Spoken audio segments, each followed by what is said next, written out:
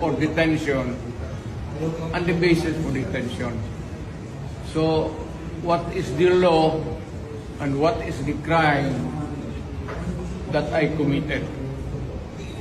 Show to me now the legal basis for my being here. As apparently I was brought here not of my own volition. If somebody else says, kung hindi ibang tao, ikaw siguro, because this is your structure.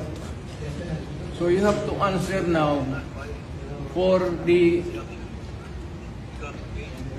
deprivation of liberty. People general naman kayo. Alam mo ba na hindi man lang siya na-serve kung anong kaso pinacharge sa kanya ngayon? Hindi niya alam. No? Kahit na PI man lang. Alam mo, ang charge sa kanya nasa dyaryo lang. No? And then, hindi pa kayo na ano na ganito ginagawa natin. Sumusunod tayo sa isang entity na hindi na tayo member. Nag-withdraw na tayo. And yet, sir, you are the Prosecutor General. Yes. You know how to exercise due process. Before you can even file charges, you have to file a complaint.